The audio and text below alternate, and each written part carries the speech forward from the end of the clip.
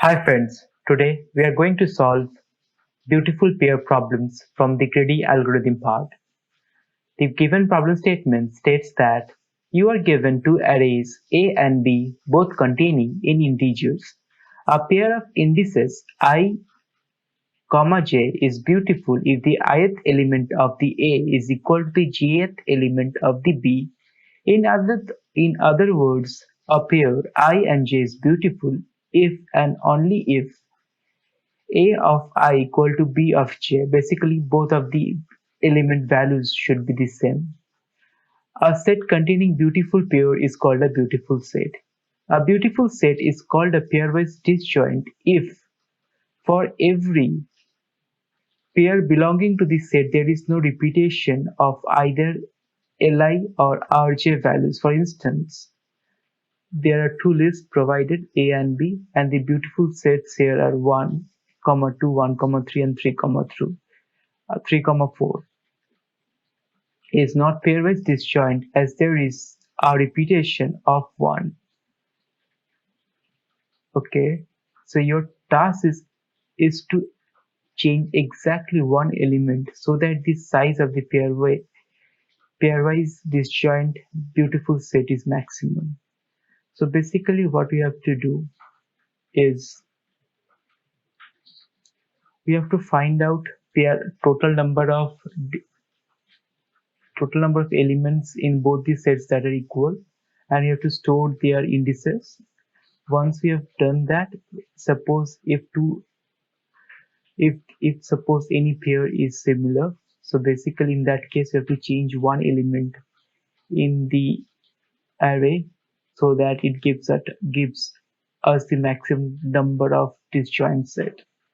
So as it's a greedy approach, so first we will sort the element.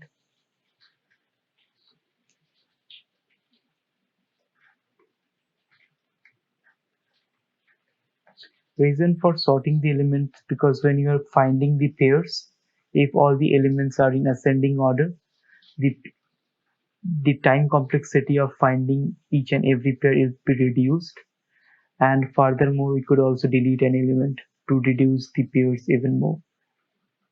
We'll create an empty list where we're gonna store our disjoint sets.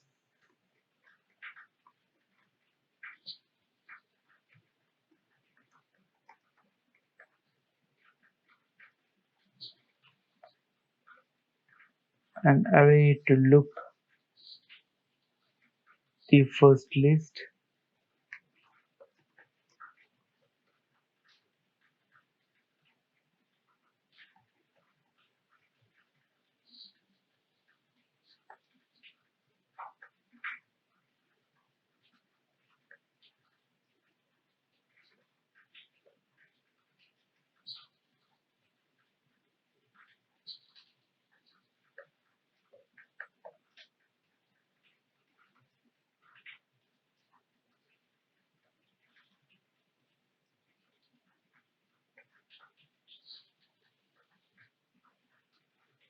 And once we're able to find if both elements are equal, we will be appending them into our disjoint sets, not the element but the indices to form a beautiful set.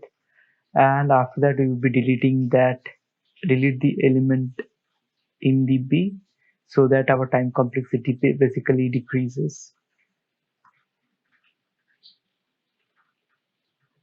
Once we have done that, we would be checking if length of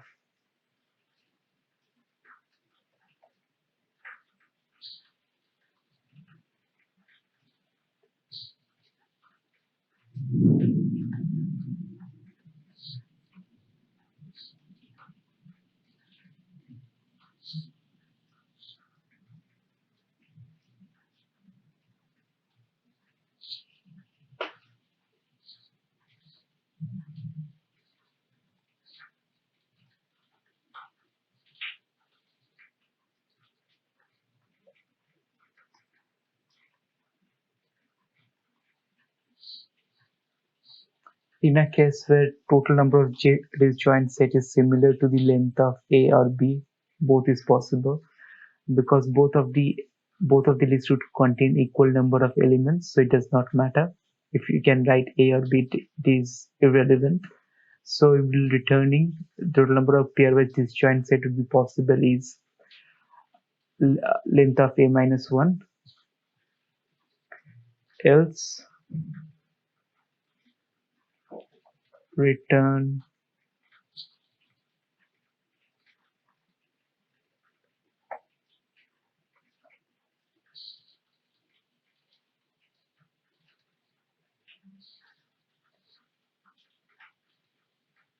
the reason for doing is that we have to change a single element in the list.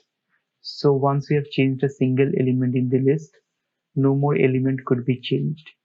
So basically, if even after changing one element, the disjoint set would increase by 1, it does not matter, because if we change 2 or 3 elements, the number of disjoint sets won't increase, it will just increase by 1. So that's the logic.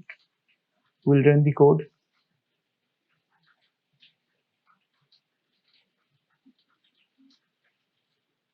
Taking some time.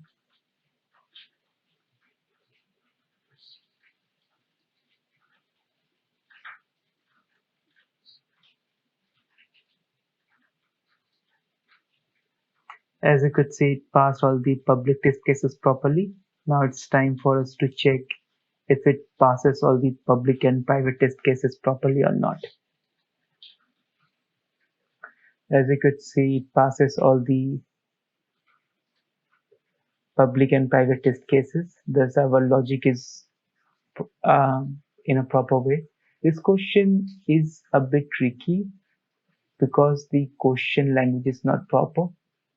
But at the same time, if you just tried some brute force approach, or if you try to iteratively do this, the problem is not that difficult. So thanks for watching the video, and as always I keep on saying,